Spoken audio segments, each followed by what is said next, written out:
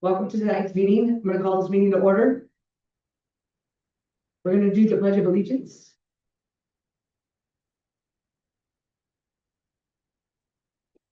Put your hand over your heart. Ready, pledge. I Pledge allegiance to the flag of the United States of America and to the republic for which it stands, one nation, under God, indivisible, with liberty and justice for all. Moving on to roll call. Adam here, Present. Mr. Mayor Pro Tem. Here. Councilmember Flores. Here. Councilmember Nate. Here. Councilmember Sanchez. Here. All are present. At this time, we'll move into closed session. We'll be back at 6:30. Thank you.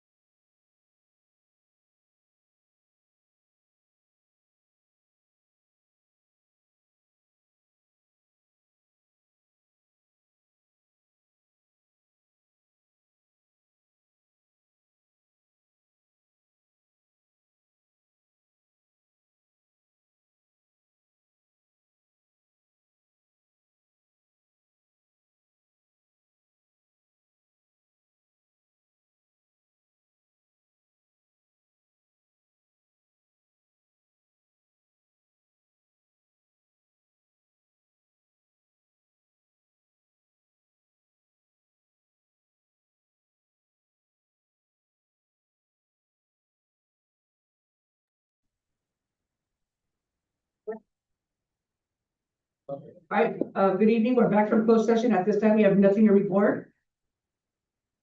Moving on to the approval of the agenda. Do I have a motion? I move. We approve the agenda. I have a motion from Dave. A second from Sanchez. All in favor?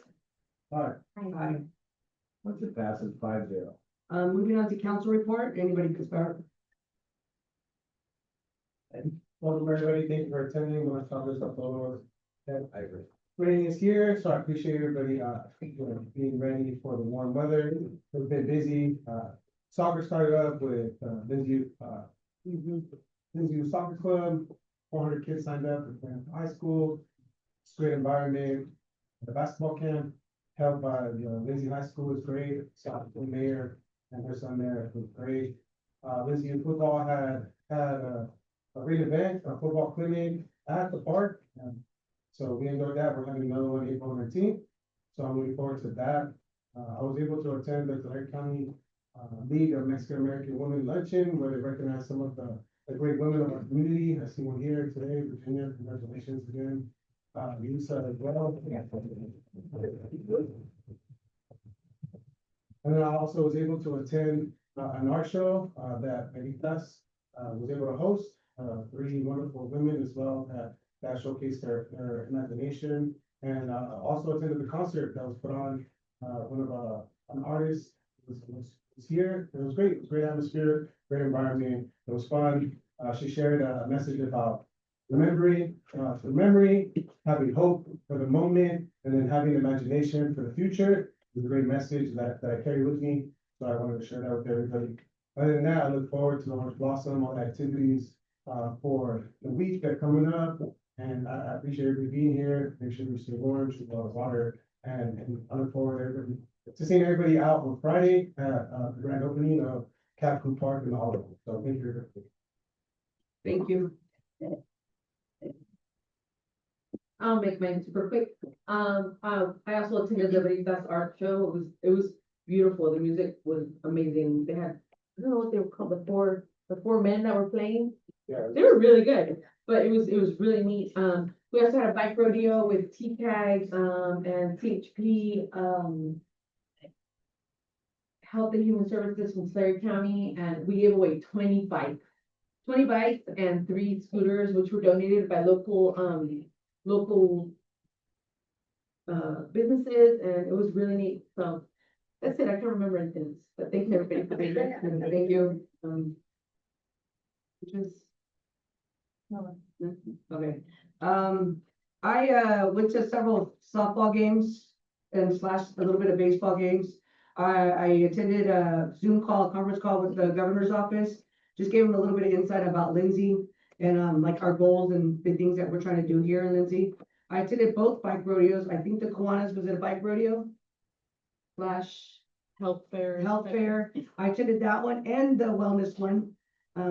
Which was really cool because a lot of kids were out there. I attended the open house and I attended as an Ella. They also make it known that the mayor's in the house, so it's pretty cool. I swearing in for the chief, he's the right pick for Lindsay right now, so congratulations. I attended that. We have some meetings with some community members that have requested to meet with the mayor. And lastly, I hope to see you guys all at the Olive Bowl and OBF, so look forward to it. Yes, you can. I also wanted to share the TCRT, Tulare County Regional Transit Authority meeting that I attended as an alternate. I appreciate you letting me attend, Mayor. The one big news that came out is you can now carry your pet in a pet carrier in your lap if you use any of the micro transit or buses. So, and you don't have to pay a fare. And pets are allowed, large pets are allowed as long as they're in a carrier, and you do have to pay an extra ticket for them. They also selected a vendor for their natural gas. So I was going to also wanted to say that Skimmers is looking forward to using the wellness center. We have about 100 new total swimmers signed up, so we look forward to using that. Thank you. Thank you, Captain. Moving on to public comment. The public is invited to comment on any subject under the jurisdiction of the Lindsay City Council. Please note that the speaker that wishes to comment on a regular item or a public hearing on tonight's agenda will have the opportunity to speak when the public comment of that item is requested by the mayor. Comment shall be limited to 3 minutes per person and 30 minutes for total comment period, unless otherwise indicated by the mayor. The public may also distribute to council, the public may also choose to submit comment before the meeting via email. Public comments received via email will be distributed to the council prior to the start of the meeting and incorporated into the official minutes. However, they will not be read aloud. Under state law matters presented under public comment and cannot be acted upon by the council at this time. Do I have any public comment? I have a question.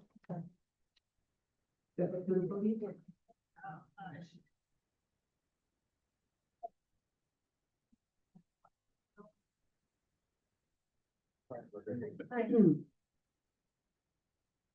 Hi, my name is Margaret Martinez, Lindsay resident. Margaret. Is it on? Yeah, so the people can hear you online, please. It is on. Oh, it's on, yeah. Oh, now, yeah. Oh, and, my my public comment has nothing to do about this, but this in general, I'm still wondering when the transit is gonna be less expensive for seniors. And I'm not really happy. I'm gonna throw it out. I'm a very blunt person. The senior center is in a crisis. We're having problems, big time, left and right. That needs to be addressed, checked into by the city council, because it's a mess. And, I don't know if you guys know it, but you need to really check it out. And the only thing, and the thing I don't like is that CSED has a policy that if you guys wanna visit, you have to tell them in advance. And sometimes I'm not sure if they even get back to you guys. We've been wanting you guys to go and visit to see what the problem is. But, you know, the ones out here is, well, we have to ask the head, you know, to give you permission to go. Why should you ask for permission for a building that you own? I know it's being rented out or leased out, but still, why do you have to ask permission to go into a building that's public? I don't understand it. And there are a lot of problems going on. And I just don't, it's not a place that you would think seniors would, I don't think it's becoming an atmosphere where seniors do not want to go there because of the tension that's there now. So, and I would appreciate if something is done, one way or the other, you know, because it's not a very good atmosphere, as far as I'm concerned. Other people might say, oh yeah, it's fun, nice, you know, games and all that, but for me, no. So that's my trouble. Thank you. Do I have any more public comment?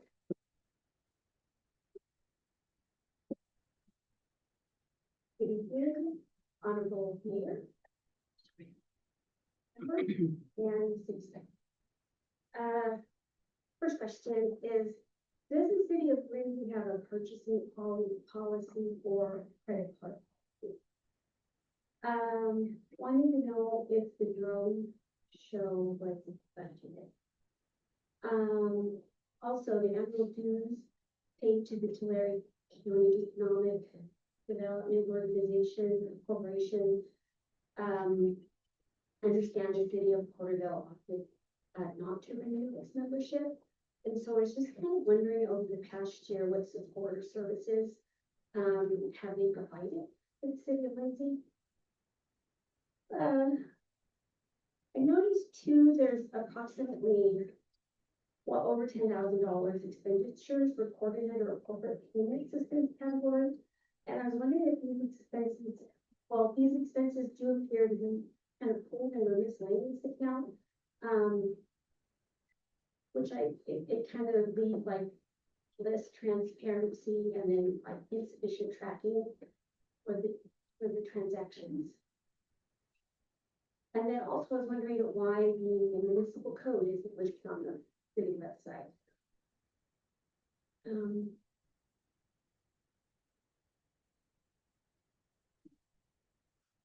on 14-1. The department heads report, can I comment on that? You can comment, say what you want, but you can comment at the time of the 14.1. That- When we open it up for open public. comment? I mean, it's not a- Well, you can give that, ask a Okay. question if you need Okay. to. I'm playing my time. Should I say that?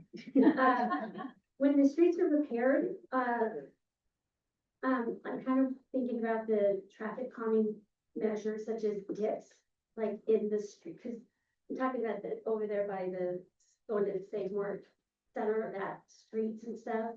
I'm wondering if there would be designs in the intersections to kind of help reduce the vehicle speeds, because, you know, I've noticed a lot of high traffic or high speeds around my neighborhood.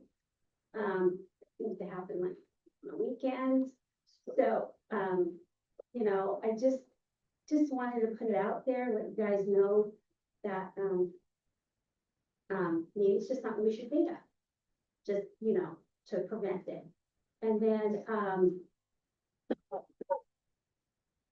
just as a Lindsay resident, I want to make sure that there's sufficient funding for allocated for the well number 11, because I know it's an important component in supporting our city's future development. And then at a later date, just looking at a later date, I would like to address the development of the transit center. Thank you, And then- Debbie. Well, I'm not done, I still have action. We know. Is there any more public comment at this time?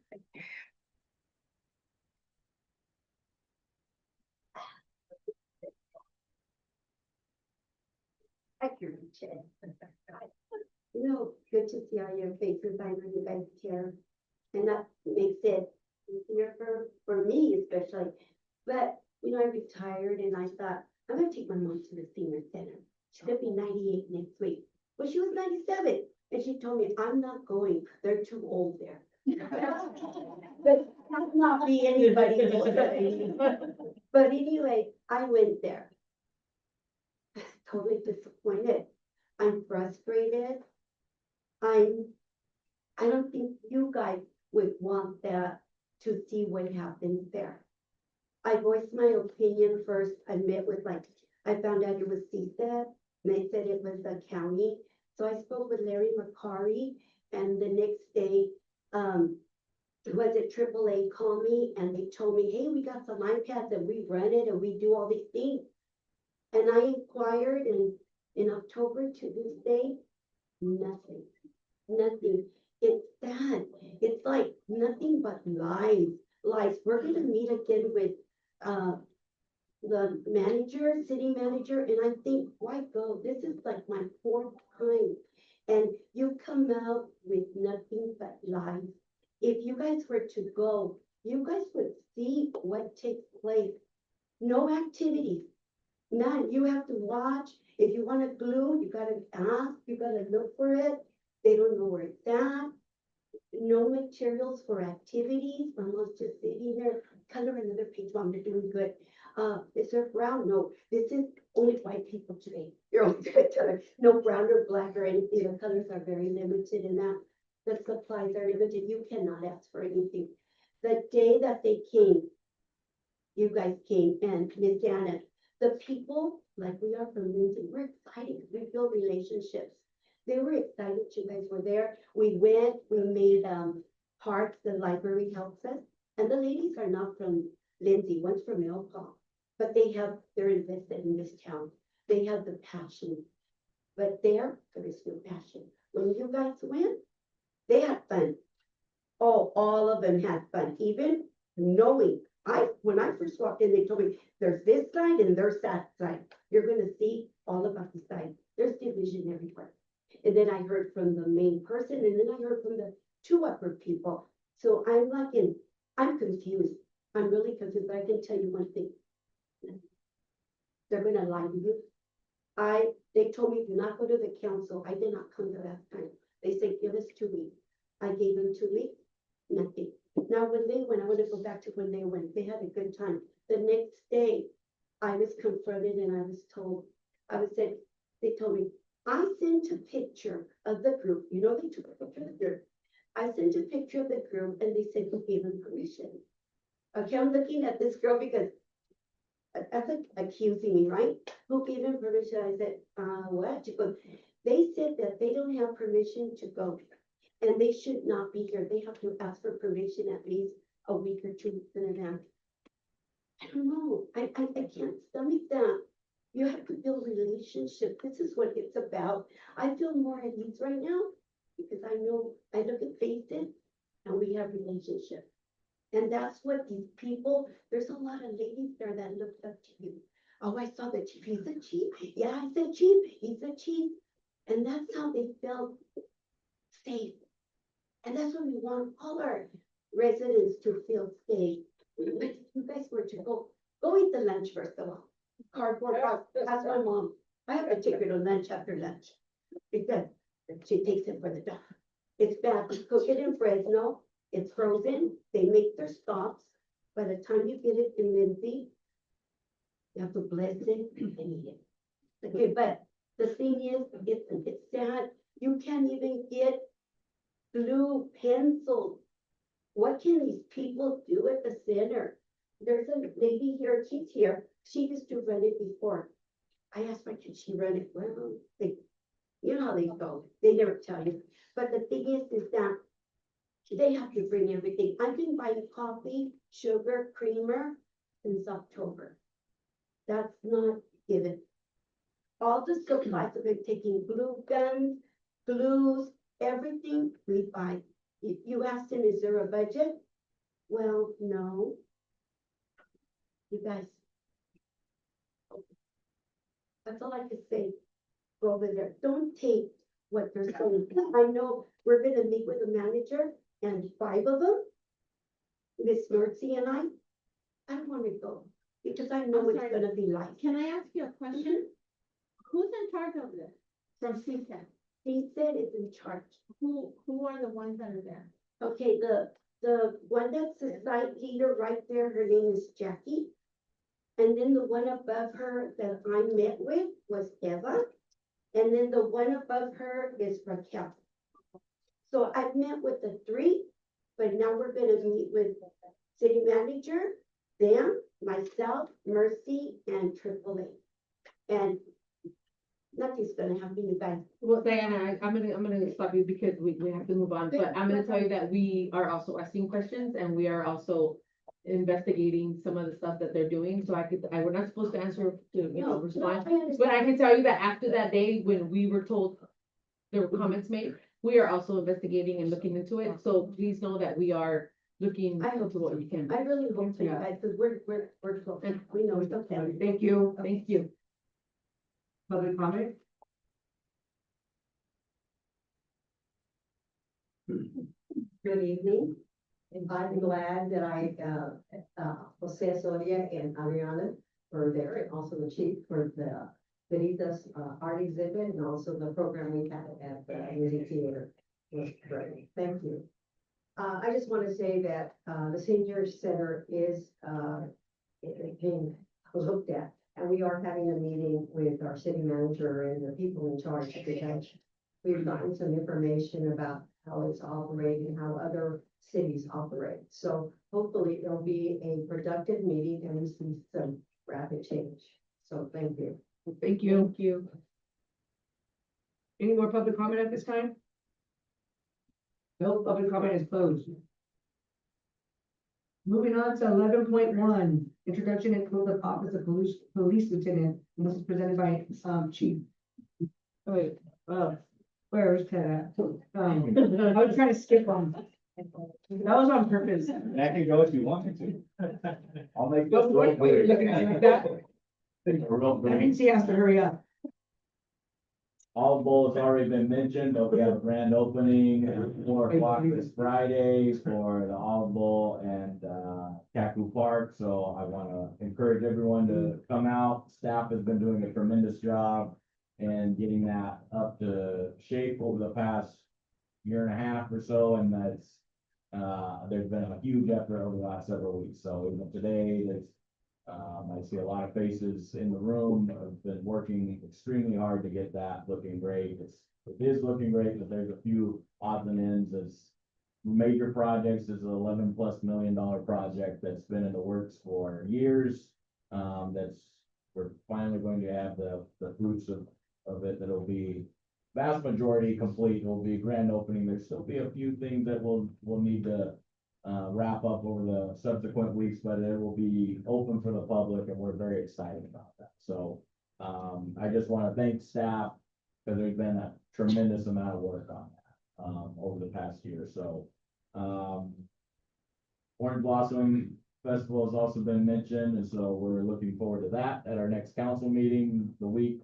I think we're also excited about hosting the coronation at City Hall this year, which hasn't happened in a few years, and so we're glad that we will be able to do that.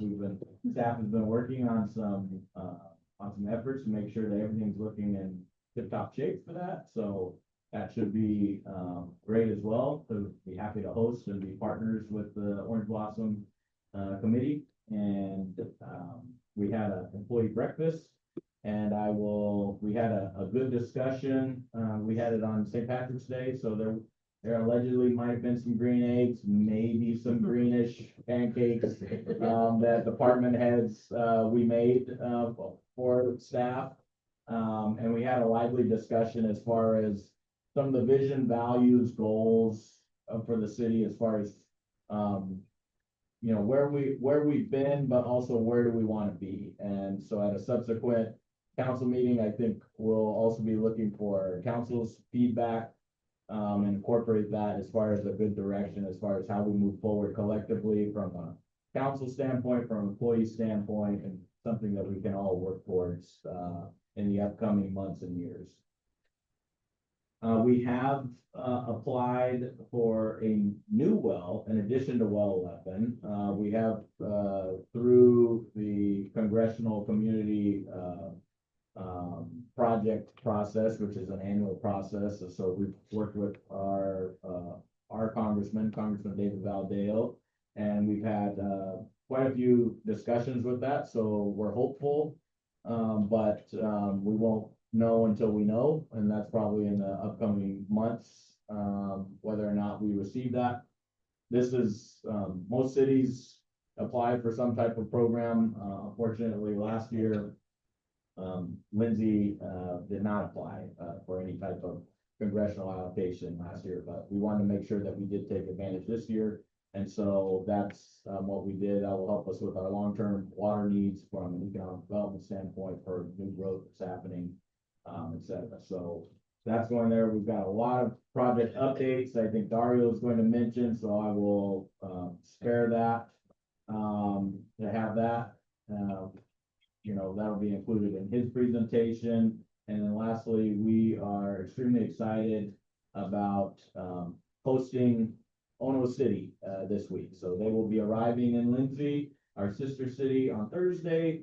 They will be coming by City Hall Friday. Obviously, they will be participating with us at the Olive Bowl grand opening celebration. They'll also be coming by Monday as well. So they'll be here throughout the weekend. I believe they're leaving Wednesday, the following Wednesday. And so it should be a great opportunity to see them. This is a reminder. Every other year they visit us, and in the alternate years we send a delegation from Lindsay to visit them. So this year we have the opportunity to host them. Last year there was a group from Lindsay that went to Japan. So with that, I have nothing else to add. Thank you, Tyler. Very good seeing you. Moving on to 11.1, introduction and oath of office of police lieutenant, identifying chief name.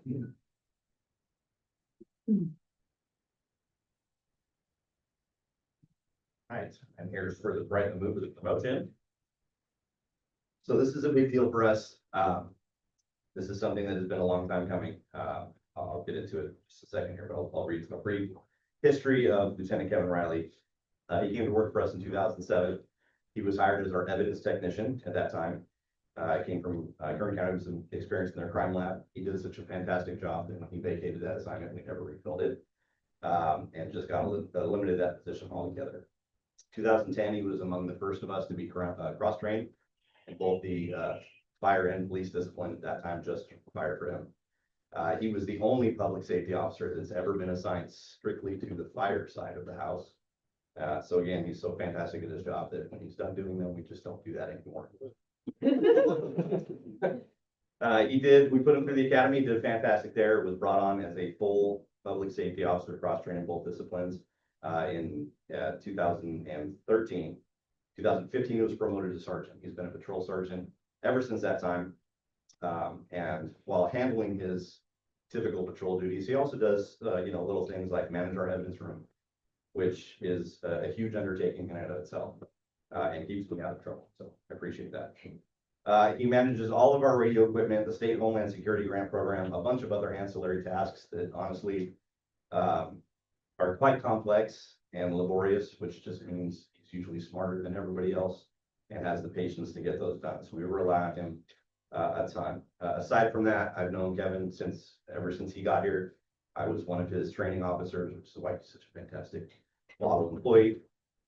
And he really exemplifies what's amazing about this department in the city is our culture. We really are, and everybody says it, but we really do it. We are a family. I've known his family for forever. Where'd he go? That old giant man over there. He used to run around our department. He was this high, and he would yell. He would call me stranger danger. So, that's really, he's the best of what we expected out of our employees. This is long overdue. He's been ready for this for a long time, and so I'm super excited to be able to deliver this moment with him. And so, without further ado, I'll ask the clerk to come up and administer the oath. And once she's done, if he wants to say a few words.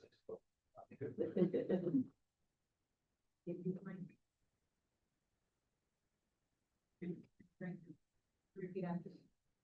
I, Kevin Riley, I, Kevin Riley, do solemnly swear do solemnly swear that I will support and defend that I will support and defend the Constitution of the United States the Constitution of the United States and the Constitution of the State of California and the Constitution of the State of California against all enemies, against all enemies, foreign and domestic, foreign and domestic, that I will bear true faith and allegiance that I will bear true faith and allegiance to the Constitution of the United States to the Constitution of the United States and the Constitution of the State of California, and the Constitution of the State of California, that I take this obligation freely that I take this obligation freely without any mental reservation without any mental reservation or purpose of evasion, or purpose of evasion, and that I will well and that I will well and faithfully discharge and faithfully discharge the duties upon the duties upon which I am about to.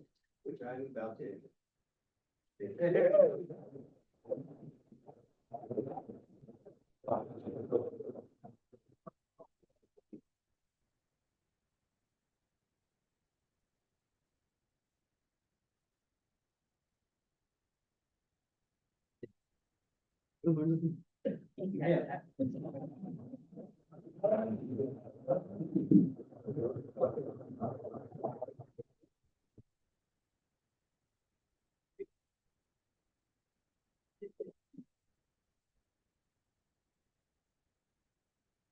This is a tremendous honor for me.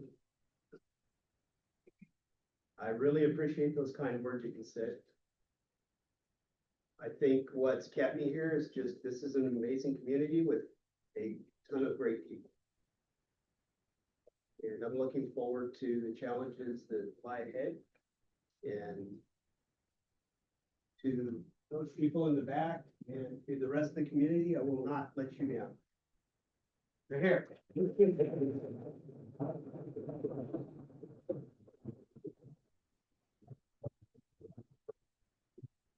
Congratulations, thank you. Moving on to 12, our proclamation for Kiwanis Club. I don't think I want to come up, or I read it and then you come up. You guys choose, but I'm gonna read it. Okay, come on. As you guys are coming up, I'll start to read it because it's long. Whereas the Kiwanis Club of Lindsay, California proudly chartered on April fifth of 1926. Celebrates 100 years of dedicated and continuous service of the community in April 2026. And whereas in the recognition of the historic milestone, the Kiwanis Club of Lindsay has been selected as the Grand Marshal of the 2026 Lindsay Orange Blossom Parade. And whereas the Kiwanis International stands as a global force committed to improving the world, one child and one community at a time through service, leadership and fellowship. And whereas for a full century, the Kiwanis Club of Lindsay has embodied these values through its enduring commitment to volunteerism, civic responsibility, and the enrichment of youth, families, and neighborhoods in Lindsay, throughout Tulare County and across California and around the world. And whereas since the earliest days, the club members originated from the diverse group of local business leaders, growers, medical professionals, educators, and civic officials have contributed to countless hours and resources towards strengthening the community that they serve. And whereas from the sponsoring youth programs and key leadership clubs, the supporting public health, education, recreation, and international goodwill, the Kiwanis Club of Lindsay has cultivated a remarkable legacy of services, cooperation, and community partnership. And whereas over 100 years of history, the Kiwanis Club of Lindsay has organized and supported numerous community traditions, including youth sport programs, scholarship initiatives, pancake breakfasts, Easter activities, civic improvement projects, the Lindsay Ono City Sister Program, and many events benefiting local children and families. And whereas through the foundation, the club has provided substantial financial support to Lindsay and Strathmore students, awarding hundreds and thousands of dollars in scholarships and loans to empowering future generations. And whereas the Kiwanis Club of Lindsay continues to serve as a pillar of the community, leadership, and a force of local improvements, an enduring example of the service above self. And now, therefore, be it proclaimed that I, Lindsay Villarreal, does hereby honor and commend and congratulate the Kiwanis Club of Lindsay on this historic occasion and the 100th anniversary, and expresses sincere gratitude for the century and for a century extraordinary service to people of Lindsay, Tulare County, and the state of California, and children throughout the world. In the witness of this proclamation hereby presented on this 24th day of March, with the appreciation for legacy, leadership, and unwavering dedication of the Kiwanis Club of Lindsay. Congratulations.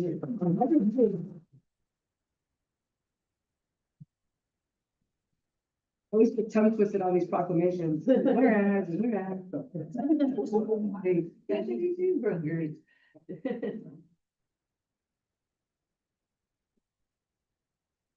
president of the Kiwanis Club, I just want to say thank you to the city for the recognition. I'm not used to standing up here and actually like receiving an award on behalf of our club. I'm usually the one giving out awards or certificates. So thank you, thank you. Any of our members want to say anything?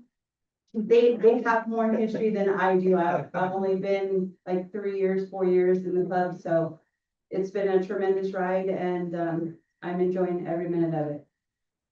Thank you. Thank you.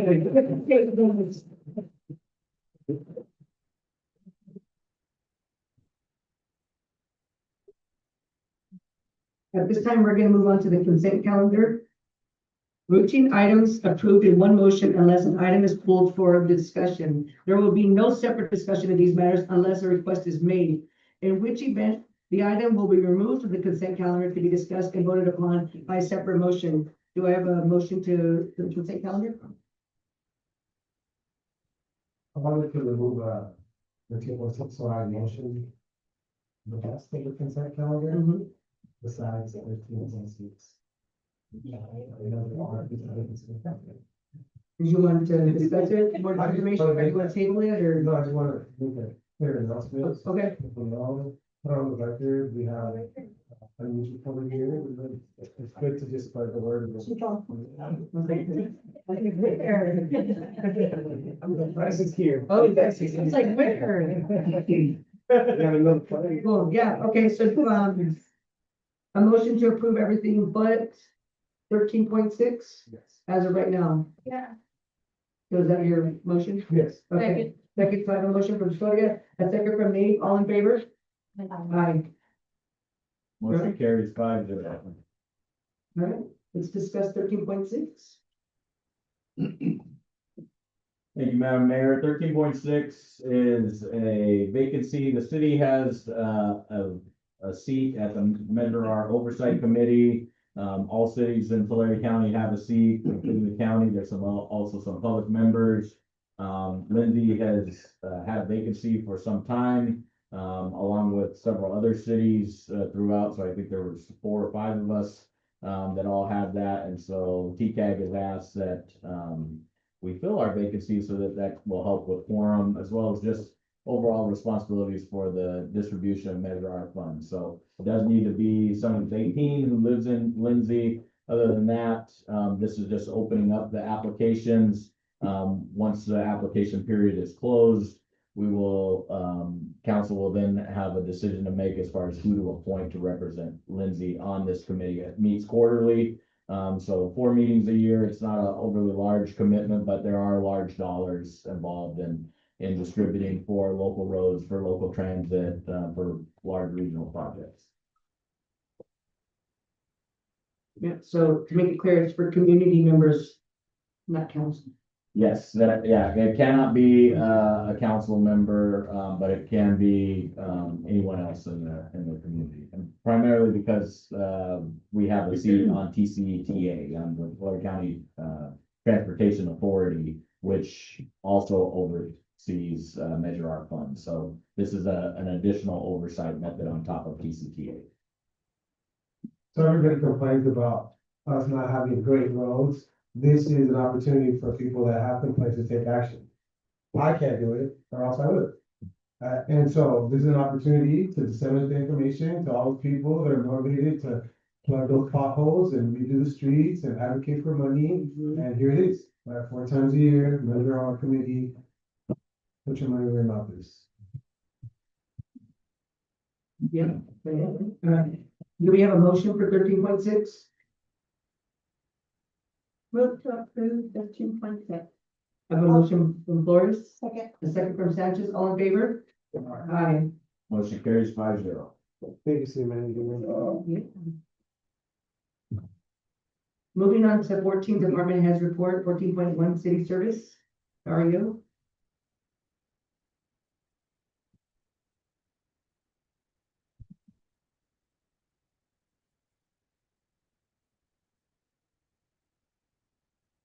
Good evening, Mayor Pro Tem, Council. We prepared a short presentation, hopefully short, for you guys today. Well, we tried to do a lightning round. We'll talk about some capital improvement projects today and their statuses. Some important figures with operations and maintenance. Some of the funding opportunities we've been seeking and talk about community development.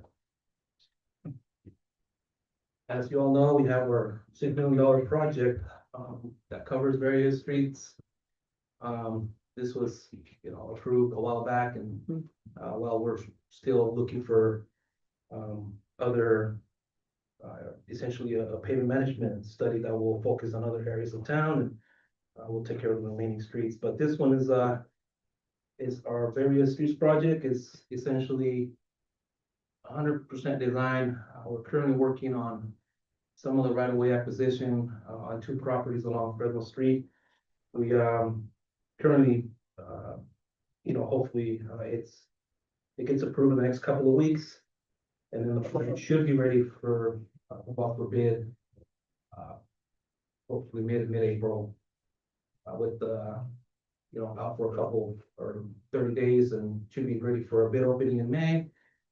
And we'll come back and award the project in the second meeting in May to start construction right after school, so the first or second week of June. Roundabout near Oak and our state highway there. We actually had it's just, you guys know, it's a $30 million project. We currently it's under about 30% design. We've had numerous meetings with Caltrans recently, and we talked about some utility conflicts that will be resolved. Essentially, very important, we talked about aesthetics and how it's, making sure that it's not just another roundabout. It has the city of Lindsay signs and, decorative lighting and et cetera, so. We've been closely working with them. We expect the 95% design to be completed late fall. And so we'll be having some lighting acquisition and landscape agreements coming before you for consideration. That's where we are with the roundabout. Move on. Travel center, it's moving along pretty well and on schedule. We've recently had some discussions with the engineer and developer regarding some of the drainage concerns and but that matter should be resolved shortly. Construction is still on schedule to be completed, hopefully not this summer, but I actually just met with the contractors yesterday. It's looking more like, early June-ish, so. To follow with the ribbon cutting ceremony. Transit center, we've also met a couple times with our consultant. It's approximately a little bit over 30% design. We've, talked with the city manager. We've added more amenities, square footage to the building. We expect to see a 60% design sometime in the summer, early fall. I think I'm sure you got this picture before. One of our priorities, not the only one, but one of our priorities is a well 11 rehab project, who is fully funded through a state water resource control board for $6 million. It's essentially 100% design complete. Our final specs and our final design specs are actually under legal review. I actually talked to our legal team this week, and they should be completed by the end of this week. With that said, we should be scheduling out for bid hopefully by the next month, at the latest May, with the bid opening in June, awarding the project in July, and essentially start construction. And there he is, just waiting for back up and running. I truly believe that it's going to be a success. It's going to open a lot of doors for the city. So we're focusing a lot on this one here. So some key figures for O&M team. We've had a series of calls for inspections on sewer, over 300, close to a dozen water leaks, a dozen water meter replacements, close to 400 square feet of graffiti removal. And then, some of the early storms kept us busy, and we've been following quite a bit with the early storms. 7,000 square feet, approximately, some grindings and some base rock. They're pretty nice. And then also our water main replacement project. We're working on a grant, and we've successfully completed a couple of weeks ago. It included 8,000 linear feet of pipeline. There's a couple of funding sources, so 1.7 million. It's through the EPA's community grant program to design, and it'll cover a portion of construction. Also 3.3 million through the community development block grant, CDBG, and that's going to fund additional construction. Bid ready plans, specs should be ready prior to the April 4th deadline. As you all know, the project represents a critical, high impact investment in our drinking water infrastructure. I apologize, it's a little blurry, but if you focus on the red line, those are the ones that have the lowest pressure in town. And then further east, you have those blue who are also being proposed.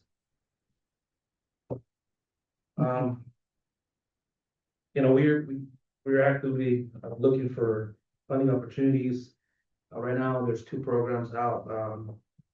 That is the ATP, who focuses on sidewalk and pedestrian improvements at various locations citywide. We have SB1, who's on the horizon. That's more of ADA, and that's an actual paving program.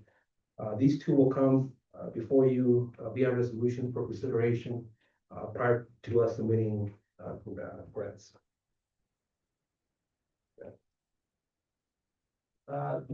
Some housing development. the era, as you guys know, it's under construction. You'll hear from a consultant later today. They're here with the final map and the development agreement. Mission Estates, they're coming along. We're also working on the development agreement, improvement agreements, and it seems promising, so we'll see. And then recently you guys approved a home application of 8.3 for the senior apartments. There's 42 units total. Today, actually, we provided the final documents for the consultant to submit, so hopefully that goes well. Then there's other tracks that are moving along at a lower pace. Actually, today, Palm Terrace, who has 10 units, we provided the subdivision agreement for review, so. Little map of where they're located, I apologize again. Yeah, a handful of them, so. Thank you. If you guys have any questions for me? I just appreciate that fact that, like, I think this, I'm going to my second year of council, that there's finally someone trying to get money for Lindsay, you know? We totally deserve it, and, just to know that things are like moving along and things are happening in Lindsay, that feels really, really good. Just personally, not even as the mayor, as like a person that lives here in Lindsay, so it's good to see. I appreciate that, Mayor. Sometimes engineering is, it moves slow. Yes. We just have to get. Still learning. Yeah. I know. Speed it up, I don't like that. All hands on deck. Yeah. Thank you for the presentation. I appreciate it. Thorough. Okay, I just had a few questions. The pavement is gonna be redone on the west side, like Kern Street. I was just curious. I'm sure it is, but I just want to make sure for peace of mind. So all the sidewalks, right? They're gonna have like ADA accessibility. Right now, there's like, hodgepodge of like a steep step down, but not accessible, and some have like asphalt. I was just curious. Was that in your opinion? I believe so. So different, I guess we want to strictly, a paving, but there's still different programs focused on different things. Okay. All right. Yeah, just to answer that, I think part of our ATP funding, when we've received additional funds over the last year, that was part of the projects where we'll be investing some of those ATP dollars and coupling that with the work that's going to be happening in roads. So we're gonna use multiple pots of funding, because even with the road work, it's not all just SB1, we're using other road funds, so there's multiple revenues to make this $6 million project happen, and do it all at once and do it right, so we don't have to come back in and rip up stuff, which is why we're doing some of the right of way acquisition, to make sure that we can do that for some of the sidewalks. Perfect. Thank you. Just because some of those sidewalks are treacherous over there on the west side. My other question was, I know a while back we had a situation where, the readings for some of the meters wasn't happening. I was just curious if things are going well with the readings and how we're progressing there. I see, my vision is to essentially have everything go up to the cloud, right? So I don't have to have staff spend 50% of their time reading meters, but it's going better. The list certainly has decreased. We're trying to go out there and focus on everything, but also the big boards that are, the meters are not working, and so we're losing revenue on that. So we're focused on different aspects of things. Thank you. Do a couple more. I was just curious on the phases of the development. So how, excuse me, back to the original one, where the June is the planning date for the project to take place on the west side of the Karen and Marshall Post and all that. So is there a contingency plan? I know things engineering, right? Things happen. But so school's out till like the second week of June. So it gets busy, graduation, right? That's just something to consider. We have a lot of traffic around those weeks. People visiting. I can't remember the date for graduation, it's like 5th of June. So yeah, I just wanted to make sure that you're aware of that, and just a lot of people. But yeah, thank you. That was the last question. Thank you. Thank you. Thank you. All right. Moving, did you want to say something on 14.1? Well, I did say it on the. Oh, did you already said it? Oh. Yeah, about when the streets were repaired. Okay. For that traffic. Okay, he answered your question, okay, I just want to make sure. All right, moving on to 14.2, human resource and city clerk, by Miranda. Good evening. Just a short update from the past 5 months, from my last update in October. I'm sure, our city manager has already addressed some of these and our department heads. So we ended last year, 2025 strong with 5 new hires, all full-time positions. 4 were in the public safety department and 1 for our recreation department. This year, we also started strong. We have 1 new full-time position in our city services department, 2 in our recreation department, those are part-time positions. And we just started 6 new volunteer firefighters for our public safety department. So that increased. We do have some upcoming seasonal hires. We have 15. So they're all in the hiring process. We have 10 total lifeguards. 3 of those 10 are returners. And we also have 5 sport officials for our youth sports. So those are in process. So from the last 5 months, totaling to 29 new hires since last update. Yeah. We also have 5 promotions, 3 in the public safety department, 1 in city services, and 1 in recreation. We also have 2 terminations. The total amount of employees we have, 49 full-timers, 7 part-timers, which is 56, but if you include the volunteers and reserves and the upcoming 15 seasonal employees, that will equal to 86. Tyler did mention we did have an employee appreciation. Since October, we've had our Christmas party. We recently had our employee appreciation breakfast. What he didn't mention is our department head had cooked for all of our employees. Thankfully, the building is still standing. And everyone liked the food that we had. That's good. It was an interactive event, and I did take a picture. I have one because I forgot to take pictures until the very end. Just so you can see. It's not There's Tyler asking his question. That's why everybody left.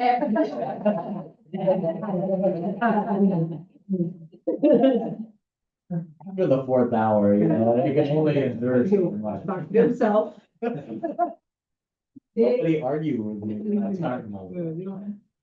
He did get a lot of interaction, which is great. We also have started our monthly employee spotlights.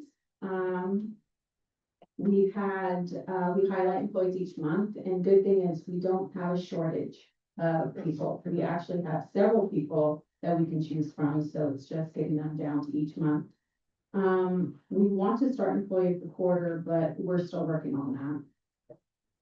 So I'm currently working on the seasonal hires and getting the recreation department ready to go with youth sports and assisting with the school district. We still plan on updating our personnel rules and regulations. That's just an ongoing process. On the clerk side, in the past 5 months, we've received 92 requests, public requests. That's not even including the phone calls we receive or the requests that get sent directly to my work email. When some of these requests are very large. So Dolly and I are looking into more efficient software that maybe could help us with a lot of these requests. We don't know exactly what we're looking for, so we are attending a lot of demos virtually to see if anything works, or also checking out what we already have. We do have some upcoming trainings. Next month, we will be attending the Tulare County candidate filing and elections procedures. So if you have any updates, we'll inform you. And then we'll also be attending the CMCA annual conference in Anaheim, which is the entire week. And I'm really hoping it's useful information.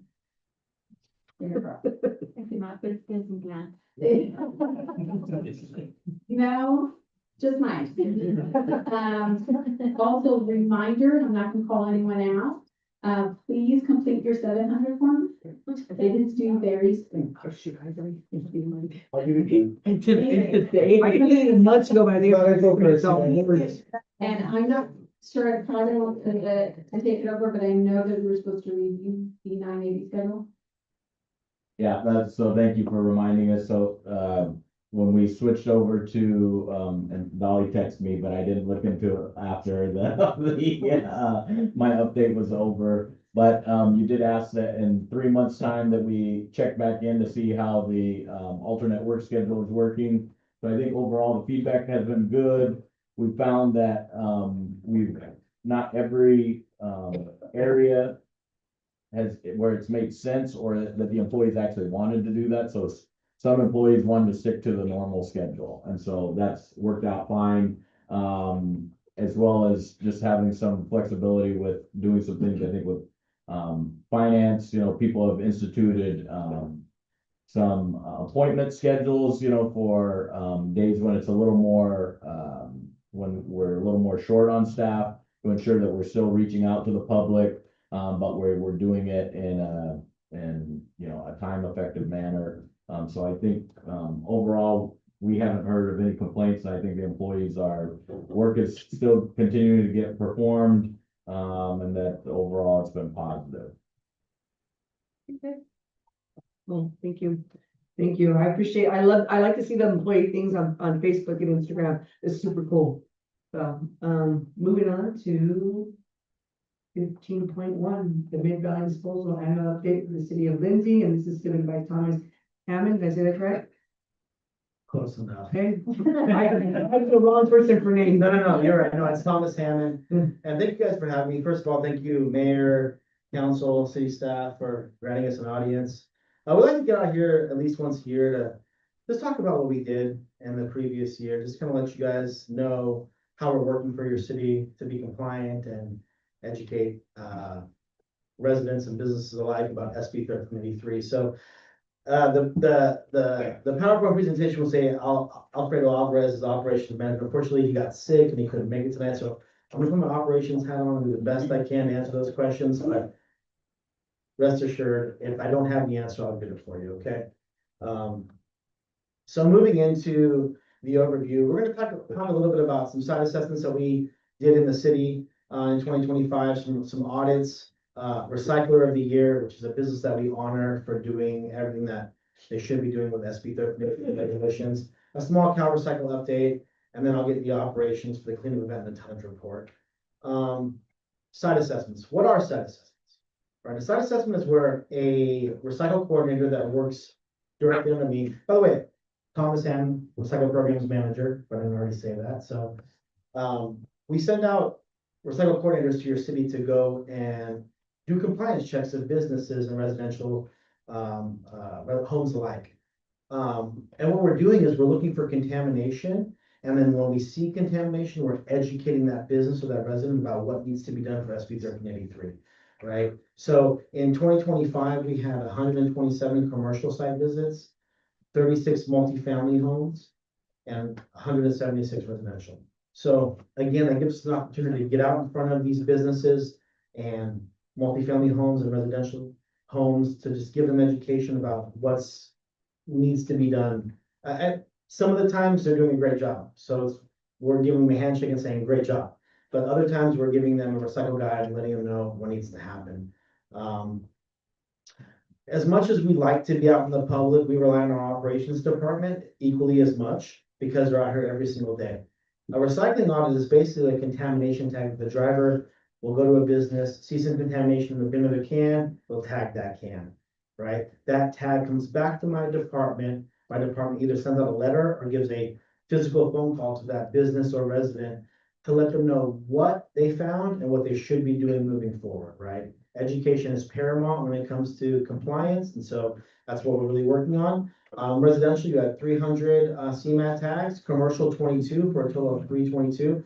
That 300 may seem like a lot, but considering that we're here 52 weeks a year, you guys have a good amount of homes, that's really not that bad. So they're doing a pretty good job. Commercial businesses are doing a great job here. So kudos to the community for really embracing SB 1383 and following the regulation. I should have built this up before I went to the next slide, but every year we like to spotlight a business, and bring attention to the fact that they're following the regulation the way it's meant to be followed. I'm gonna shout out Recycler of the Year, Mariscos El Malecon, number 2. I may have butchered that, I'm sorry, but, all right, well, thank you. You know, what I can say about this business is that they do everything the right way. When it comes to backhouse, SOPs and properly sourced separating food waste, recyclable material and trash, they're doing a fantastic job. And so, again, every year we like to honor one single business in every community that we oversee. And this year was Marisco's, I don't want to butcher it again, so I'll pass on the second part, but, that's a picture of, I forget his name, I'm sorry, but that's our local recycle coordinator, Jennifer Romero. And we present that award. That award just basically says 2025 Recycler of the Year. And just lets them know like, hey, you're doing a fantastic job and keep up the good work. Because businesses like this are the models that we wish or hope that other businesses in the community can look at and kind of emulate, right? So kudos, again, I'm gonna give a round of applause to them. They're not here, but we did honor them. And so, very quick, the driest part of the update is the Cal Recycle update. So JACE, which stands for Jurisdiction and Agency Compliance and Enforcement, has been doing audits in Kings County and Fresno County. We know that Tulare County will probably be hit next. I've been working with Dario very closely about implementation records that SB 1383 requires.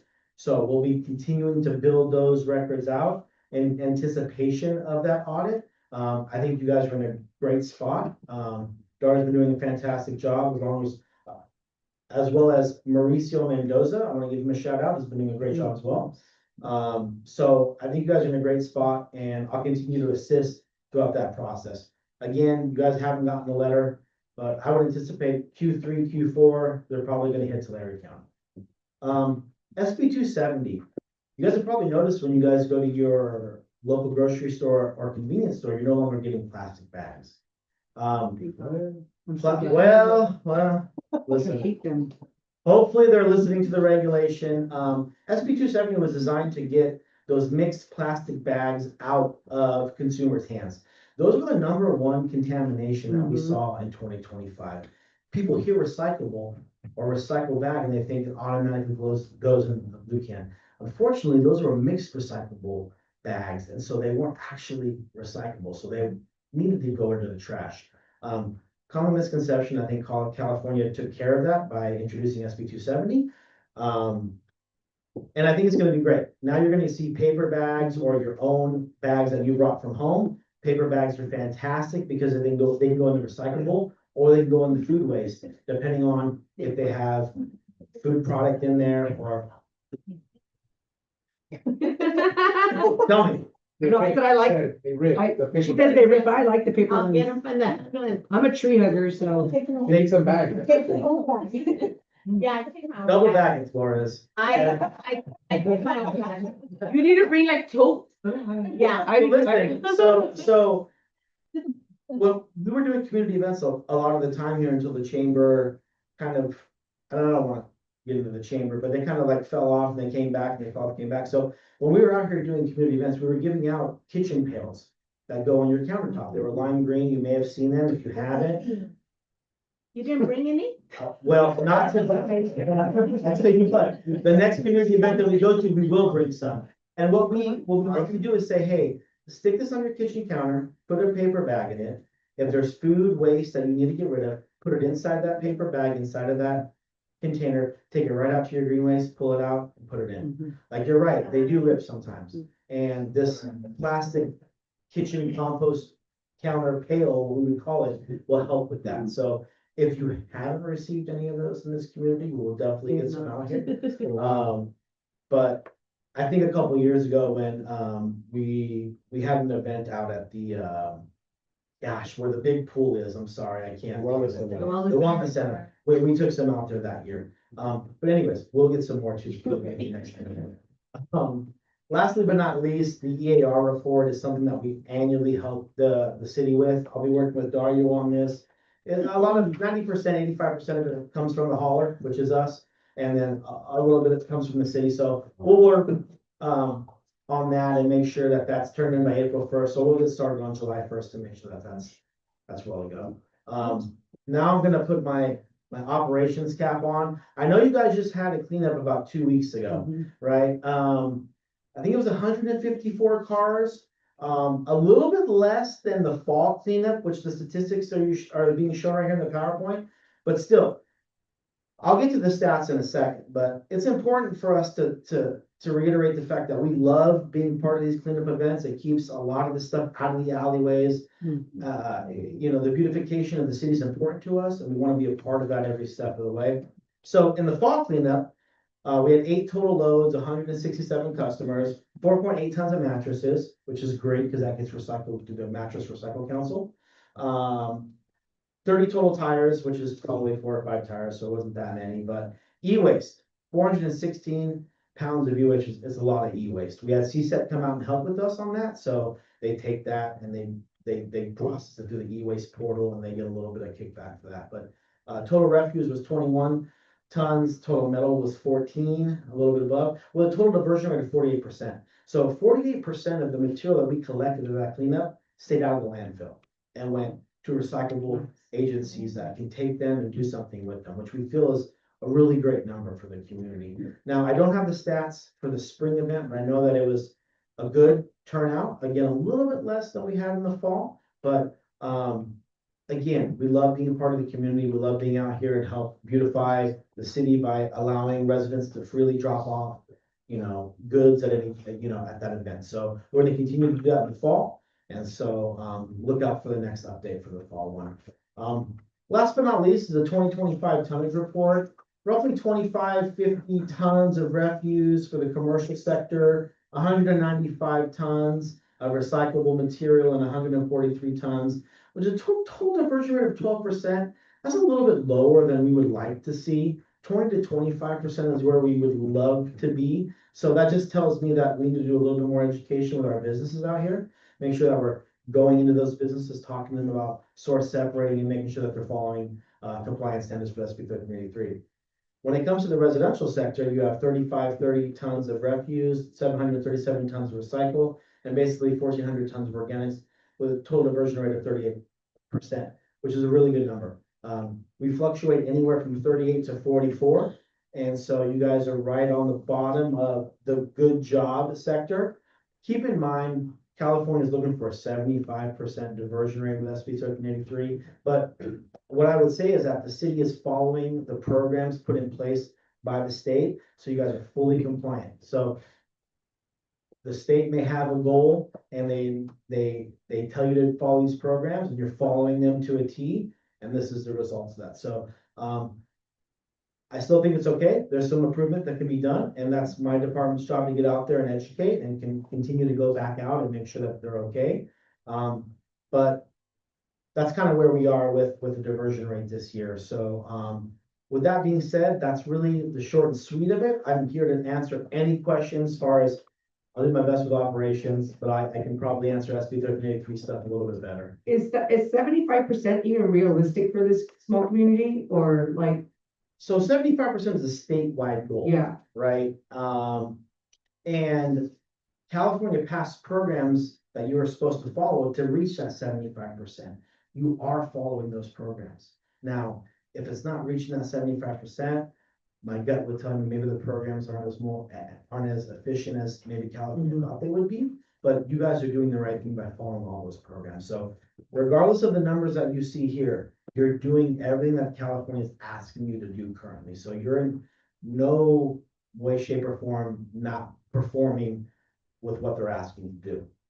Okay, thank you. I have a question about trash can replacement. Sure. Because so I needed our recyclable trash can or replaced, and so did my neighbor. And I mean, they didn't have a lid for months. There's a lot of trash cans that are like in really bad shape, and I don't think they understand. It's mine right now.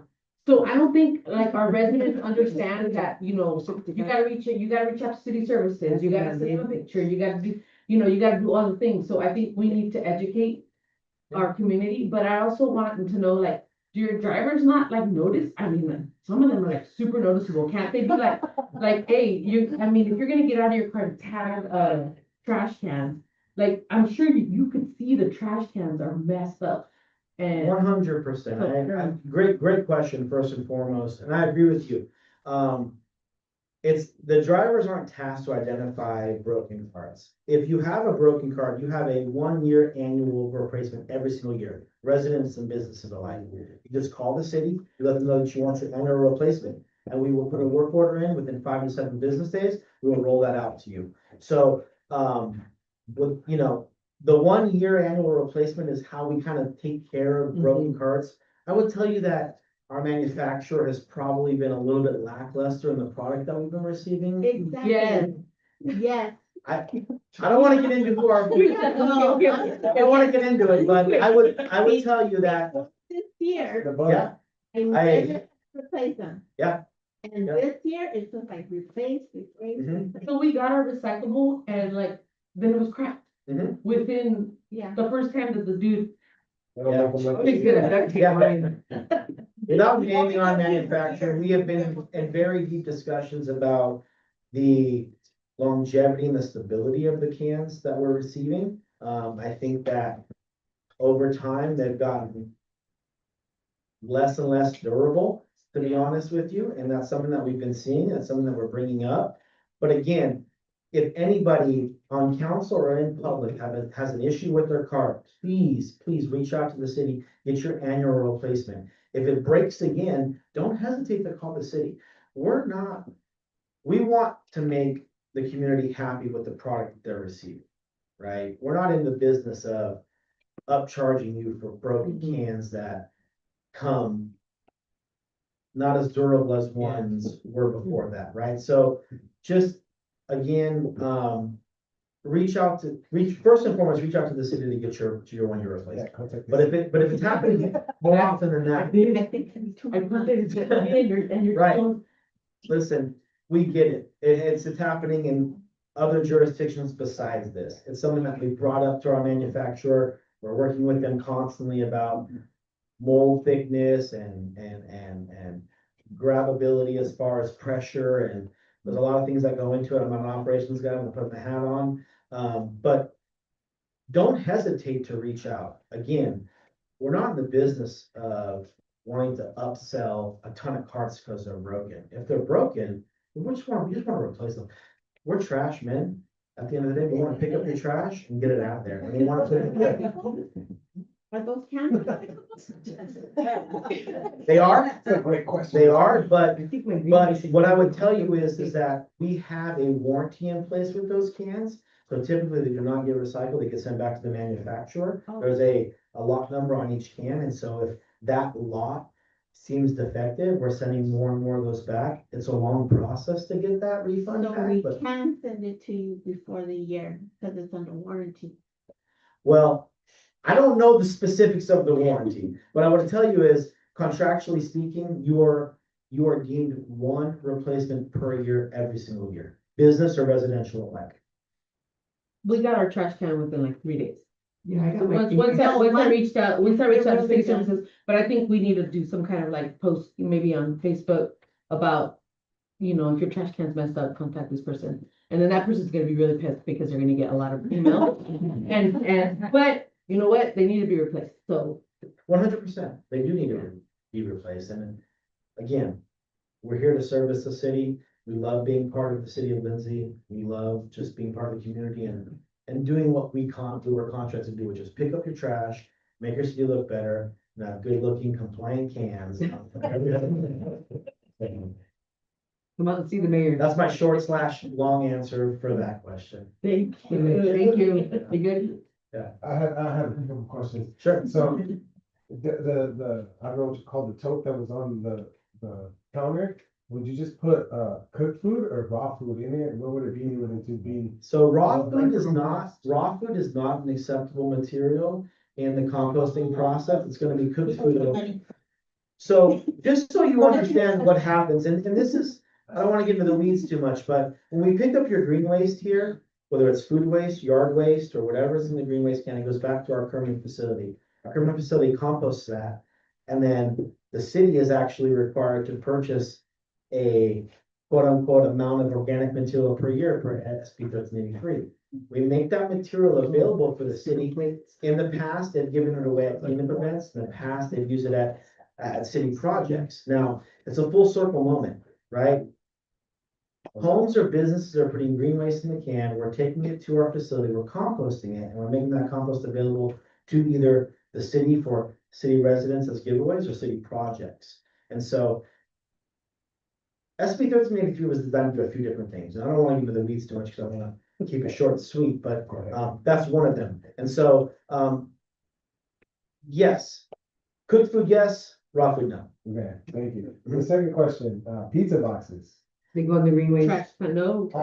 Misty hit it right off the park. Green All, waste. if the pizza box has food grease or food waste on it, it goes into your green waste can. If it's a clean cardboarded box, it goes into your recycling. I learned that last year. It's a green. See, that's what I asked. And this is the common misconception, and this is why my department is out there constantly educating. Every single year, you guys get 2 mailers that go out, an SB 1383 regulation requirement, and then we also send what's called an instructional service guide. That instructional service guide tells you time to put your cans out, space between the cans, and what goes in those cans. And so that's something that we do that's contractually obligated with the city. But again, when staff is going out to businesses and or residences, we are giving them that same information. So when we see a problem, again, we're all about education first and just making sure they understand what the requirements are. I think a good video that you guys could do, like if you could give like a good video of like spaced out, what you could do, just all the procedures and the things you could do. And then we can put it out to our community. Yeah, so if you've ever looked at the instructional service guide, it's got a diagram of the cans on there. People like videos. People do love videos. They do in my social media department about that for sure, but Ask my dad to tell you about Facebook and all the things AI. They have them. no, I agree. Sometimes interactive, something interactive is more beneficial than something just stationary, which is like a mailer. Yeah. Or, but again, yeah, if you go to midvalleydisposal.com, we have a landing page just for the city. It gives you that instructional service guide. Again, it gives you education about how to properly source separate. If you follow our social media, we do weekly updates about what goes where. I'll bring it up to our social media department about instructional service guide material, maybe reaching that, but yeah, definitely give us a follow. Definitely, all great ideas, by the way, and so my media department's gonna be busy. Any other questions? That's it, I think we're good. Yeah, we're good. All right, thank you, comments. Thank you, comments. I thought he looked at it. Well, I heard, comments about maybe you guys need to look into a new manufacturer of your bins. So I know you're negotiating on better bins. Maybe you need to look at a new one because what I heard tonight is that what you're doing isn't working. And I know we see multiple bins that are still sunset bins, and that's been 20+ years since you guys took over sunset. Yeah, so the SB 1383 regulation dictates that you have about 12 years to funnel out old for new. So the regulation dictates that if an older can that's out of compliance is either broken or needs to be replaced, you replace it with a compliant SB 1383 can. So I think in Lindsay, what we did was we swapped out what needed to be swapped out, and we're waiting as it happens, as they break, as you need annual replacements, you're gonna get a brand new can from us that's a completely different manufacturer than maybe Sunset Systems, which is what you referenced. I don't know if they're any more durable than Sunset Systems, because I'm an operations guy. I would probably say they're right around the same, but 100%. Ownership is in contact with our manufacturer. We're currently getting bids out for different manufacturers. So we understand the problem because the problem is not just in Lindsay, it's company-wide. And so we're looking to actively take care of that. I don't have a timeline or more of an update on that because I'm not in operations, but we are actively looking into different manufacturers for these cans at this current. I think you just found Lindsay deserves better cans. I will let my operations Okay, department. thank But you. again, please reach out. Please, Yes. please reach out. Yes, I do have- thank you so much. Thank you. Thank you, guys. We're getting feisty.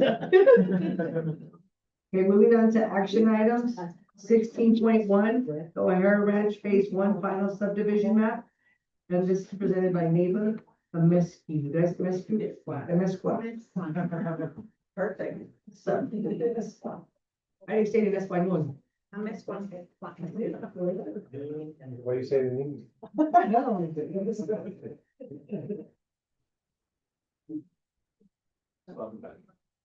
Good evening, council. Thank you so much for having me.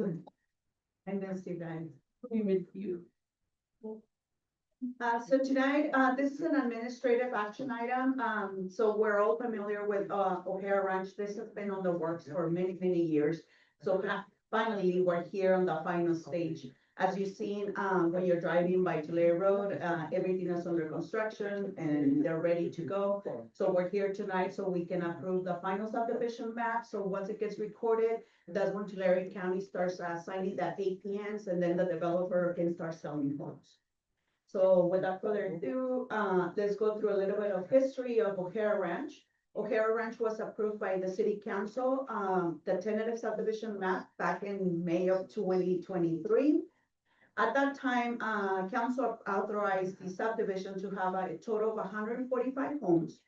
But as we progressed through engineering, they were expecting to connect to Mariposa Pond. All of their storm drainage was supposed to go there. But because of,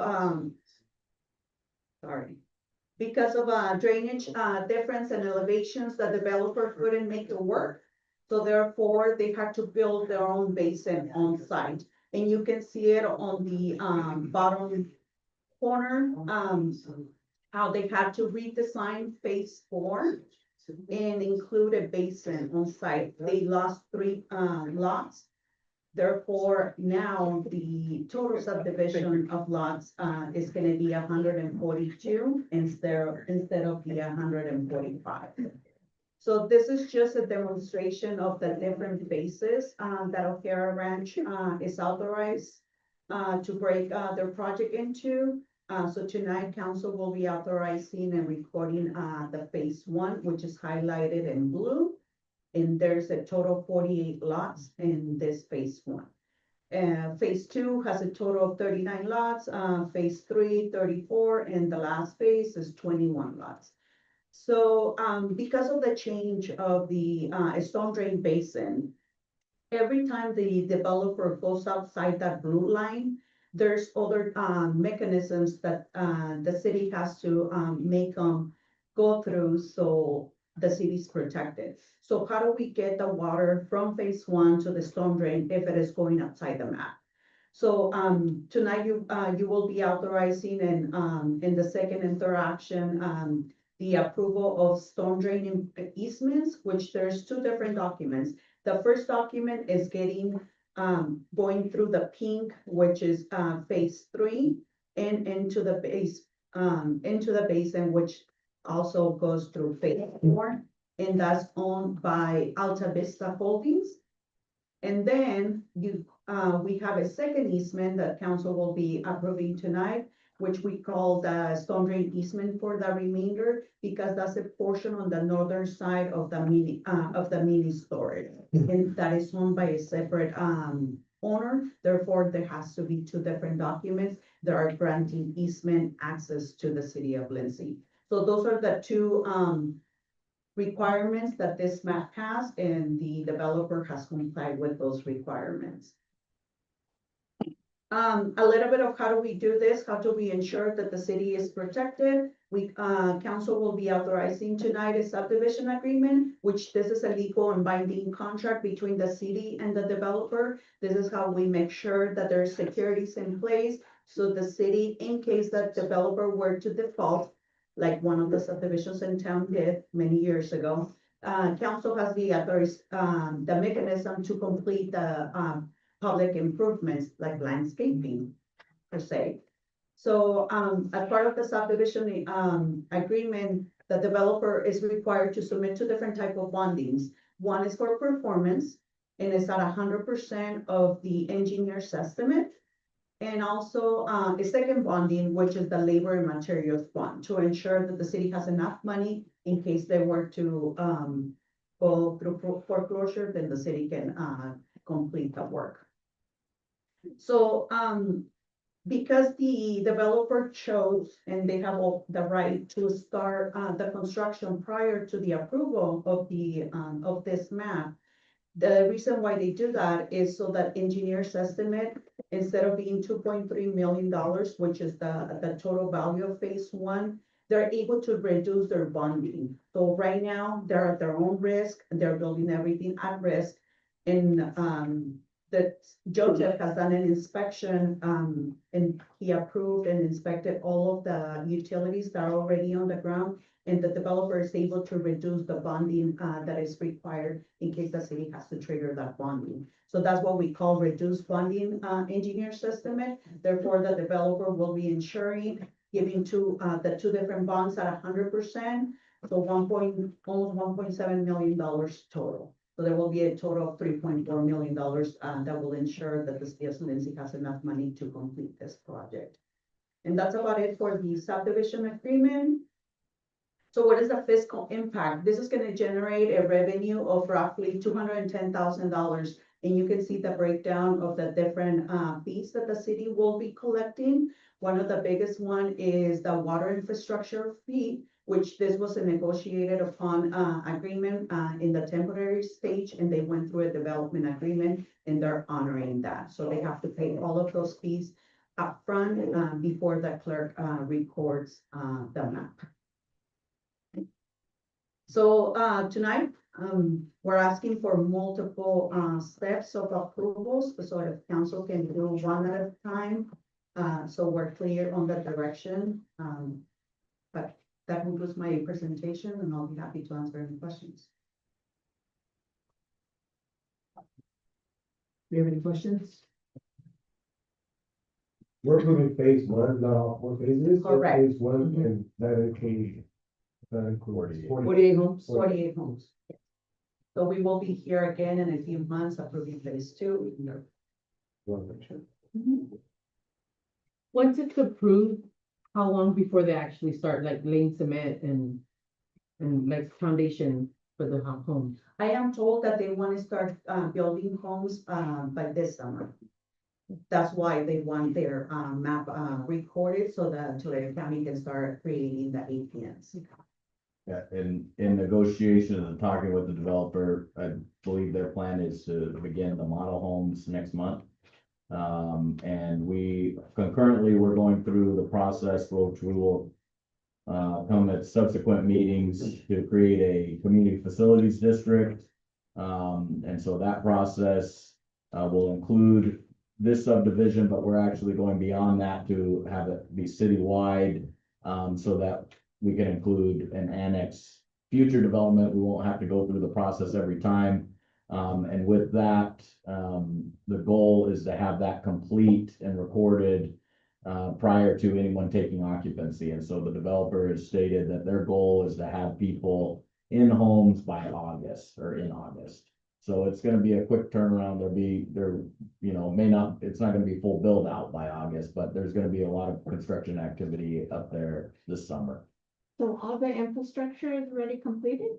It's at a percentage complete, and Joseph has done an inspection, and we have records of how much it is reported, therefore, that's why we reduced the bonding. But no, they still have 50%, 55%. Well, phase one is 100%. So Phase one. phase one is. It's right here. Let's go. Yeah, people are waiting. Yeah. We are also coordinating with the developer for a groundbreaking, and so we'll communicate with council and the public and staff when that happens, and then hopefully when people are ready to occupy, we're going to head as well.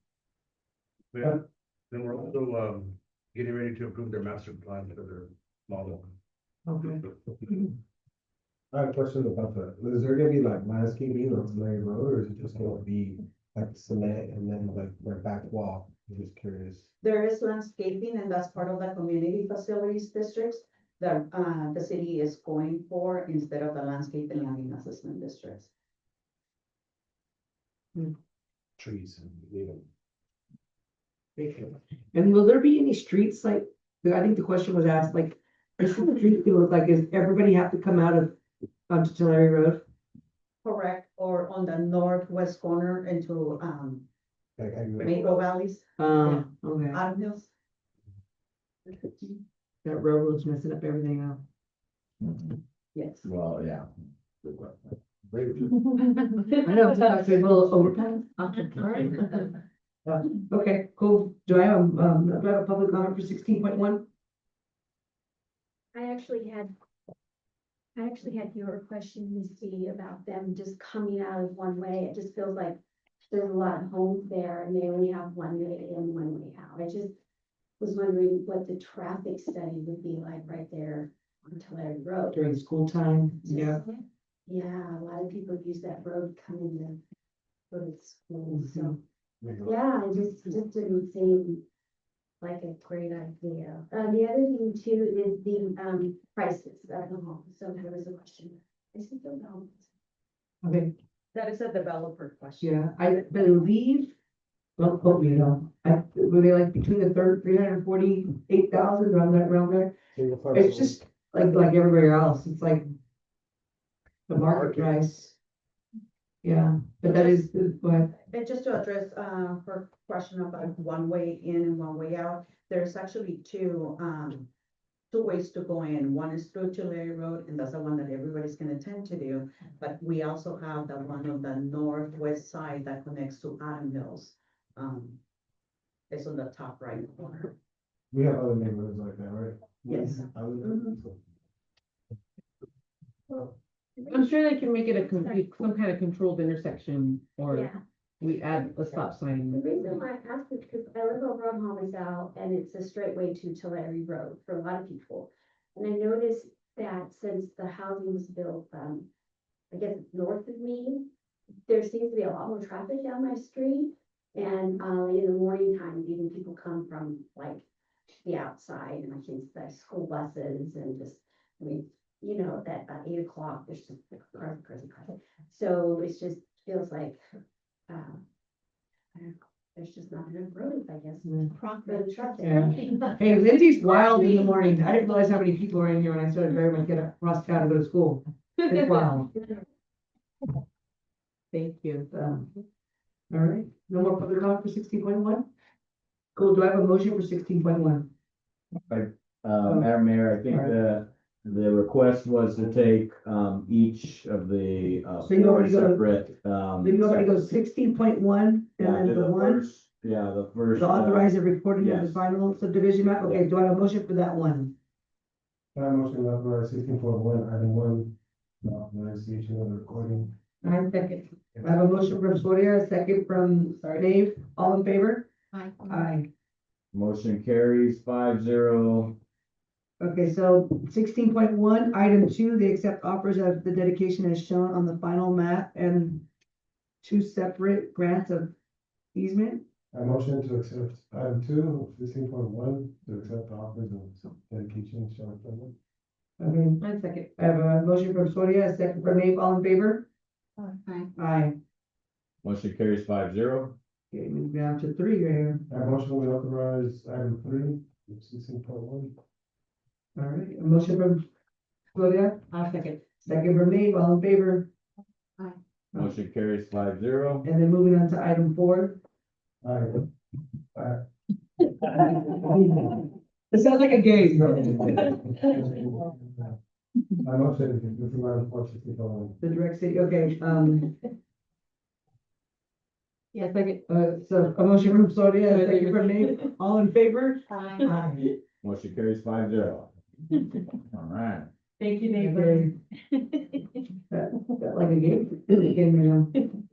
Okay, moving on to 16.2, the public art program.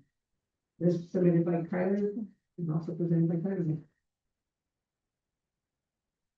Last action item tonight, we'll go through this fairly quick. This was a This is a truncated version of a presentation that was first given to the Economic Development Committee. Some of the things that we've been talking about is beautifying our city, enhancing it, trying to encourage more people to come downtown, to shop, to just interact with the city and have a more enjoyable place. So we looked into some public art aspects. The city historically has done quite a bit in public arts. You know, we've had quite a few murals. Haven't had up until recently, this one that was recently approved by council in previous months. We hadn't had a new mural in town for almost 20 years. And so just looking at that, we can go to the next slide. So some of the things we looked at, and we looked at some studies, is crosswalk art. So things that we could do that aren't going to necessarily be, it's not going to break the bank, that's not going to be overly expensive, things that we can incorporate and involve other aspects of the community. So thinking about the schools in particular, thinking about some of our cultural arts association, whether it's a Lindsay Arts Association or Veritas. We have two separate arts associations in town, or arts groups. And along with just a long-standing history of that. So these are some of the ideas that came out. The Bloomberg Institute has come up with a big, thorough study on different aspects and ideas as far as how to do that. So they can be as elaborate as you'd like, as something, you know, on the far right, or something that's something in between. So it really just depends on what we want to do. And so I think identifying some intersections in the downtown area that high traffic, that are also in good shape, that we don't necessarily want to do this in intersections that have a bunch of cracks in it and that are going to be problematic, but you know, identify some that can help spruce things up. So that's one of the ideas. Next slide. Another would be fire hydrant art. And so this is something that local cities have been doing. Visalia has worked with in their downtown for many years with local artists where they get to adopt a local fire hydrant and do this. The crosswalks, I'm not aware of any locally. Fresno talked about it in the Tower District, but I'm not sure if they actually implemented it. And so that would be something a little bit unique in the region. But fire hydrant, Porterville's also done a few downtown. I don't think a whole lot with a patriotic theme. I'm not sure if the one on the far right is from Porterville, if that's just one that we pulled from the files. But so that would also be another option, again, that would be relatively small, but just again to help enhance our community, our city. Next slide. Lastly, we also looked at utility box art. So again, public spaces, Edison has utility boxes all over. Normally they're pretty nondescript. Even in the Olive Bowl, and looking at the Olive Bowl, we have a few there. We have some empty walls on the bathrooms at the Olive Bowl. We have some containers, you know, thinking broader. There's lots of spaces that we can spruce up. And so the idea is to start small, and to test run it with a few projects downtown and kind of see how it goes, and then analyze that and look forward to it. I asked Armando as Parks and Recreation Director to help facilitate some of these things, which he has happily done. And I think Gustavo, which is here, has also already started working on that as far as the partnership and getting ideas and how to implement. So tonight I wanted to present this to the whole council and get any thoughts. And ultimately, if you're okay with this, we would move forward with this. We would look to budget a certain amount of funds. I don't have a number in mind right now, but work with Solad to try and develop that in next year's budget to move forward if this is worthwhile. We probably would work to try and get private donations to do some of this work, as well as, you know, work with local groups so that we would minimize any type of labor costs and do it, you know, emphasize a lot of volunteer efforts with it. But we're also recognizing that, you know, there may be some good opportunities to hire actual artists, and so we do probably all of the above. Yep. That's all. Questions? So would we be able to, well, not we, but would we be able to allow organizations such as the Kiwanis to adopt, one crosswalk or an intersection, and they would sponsor it, and as long as it's approved, design and all that, that would be a possibility? I think that's a great idea. Yeah. Or if they want to do a fire hydrant, or if they want to do a utility box, like, I think that would be great if local organizations wanted to take ownership of certain things, it might be some of the school groups, it could be some of the sports clubs. Yeah, so I don't want to make sure, so like if it's an individual, would an individual be able to do it if they got the funding? I know that the school district has a foundation, LAFL, so would they be able to do it if they were able to get the funding to do that as well, or is it only organizations as right now? I'm just curious. We haven't figured that out, but I think if an individual wanted to do something that wasn't a part of it, I think we would they wouldn't necessarily have the ownership, like it would be theirs where they'd adopt it, but I think we could find something, I mean, ultimately, they're all city-owned facilities, all public right-of-way, so we would be looking for people to help design it and then possibly do the work. So if someone said, I have a great design, or I'd like to actually do the painting or something, then I don't see as long as it's an appropriate design, why we would have any problem with individuals doing that as well. Any other questions?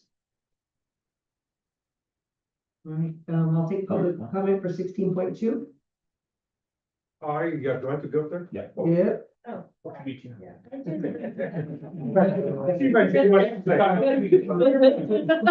Good commentators today. Hey, just a quick thing, I just wanted to say that I kind of like crosswalk.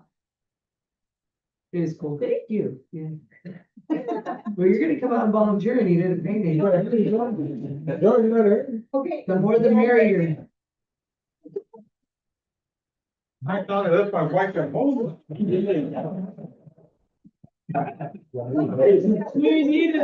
just want to say, this is my first time I've ever come to these, so I don't know when to speak up or when not.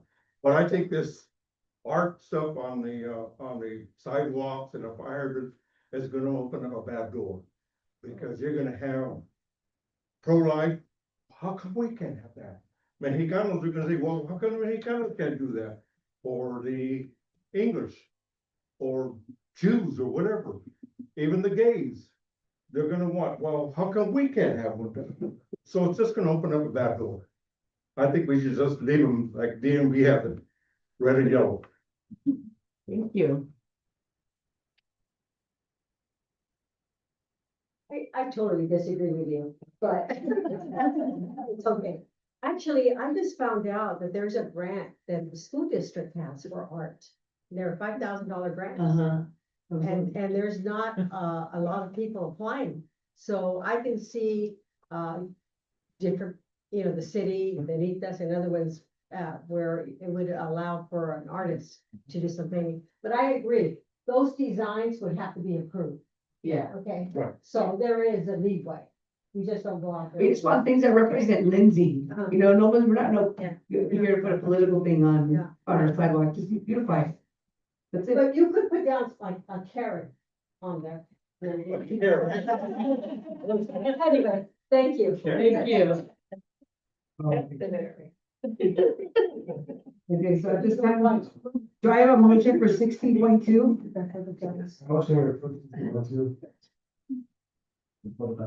I'll thank you. I have a motion from Sonia, a second from Sanchez, all in favor? Aye. Motion carries 5-0. All right.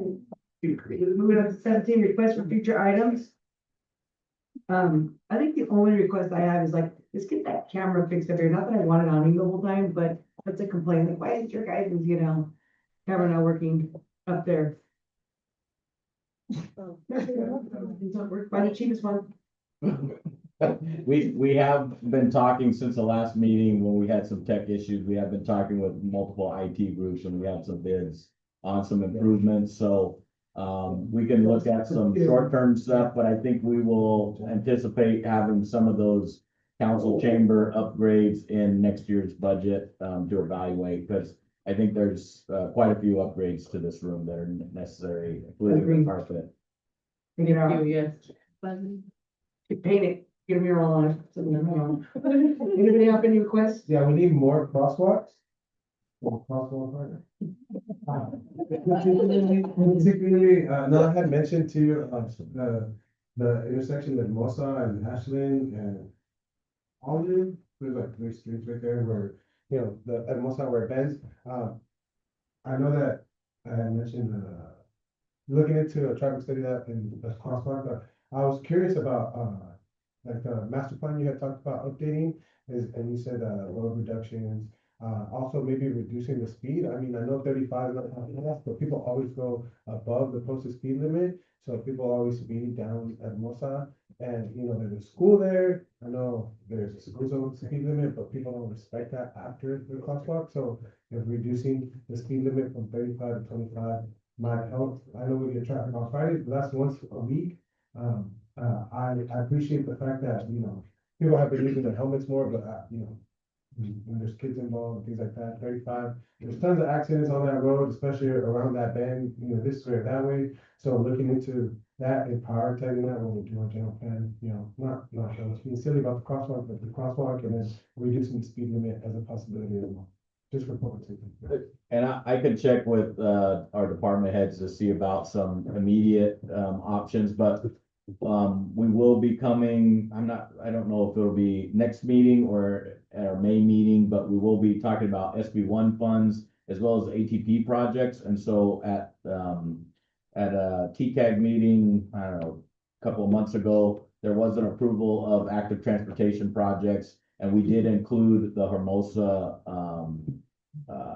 corridor in that application. And so that was approved by TCAG. So one of the options or that project would look at, it would focus on bike lanes and improving sidewalks.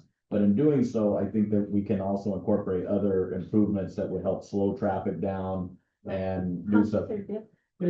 Humps, dips, or possibly a road diet. So when putting, you know, depending on how big the bike lanes are, there could actually be medians that separates the bike lane from the actual traffic. So if that did that, you'd go from 4 lanes down to 2 lanes, so 1 lane in each direction, which would mean that traffic would have to slow down. So that might be, you know, there may be some complaints about how there's a lot more traffic on there, or they would seem like it would be more traffic, but it would cause people to slow down. We could always look at it maybe a roundabout too. Okay. Because we have a great example. We have a great example of a crosswalk that's well lit and it's on Foothill. You know, I ran the bike a lot, walk a lot. Sierra View and Foothill. That's a great example of a good crosswalk. It's well lit. It works well. So we have an example, a model that we can, you know, speak to and try to replicate in other places of the city. You know, the more walkability, the better well lit, you know, the more identifiable the crosswalks with art or without art, the better our city's gonna be. So that's why I really would aggressively pursue that. And just lastly on that, so as well as our citywide ATP projects, our sidewalk projects that council approved last summer. So as it's currently being evaluated, we're developing that project and putting that project together. That's some feedback that we can take to include that, because we did in our request ask for safety improvements along with sidewalks. So we can include those intersections as part of that as we're developing that project out. All right, thank you. All right, any other future requests? No? All right, the meeting is adjourned. You guys have a good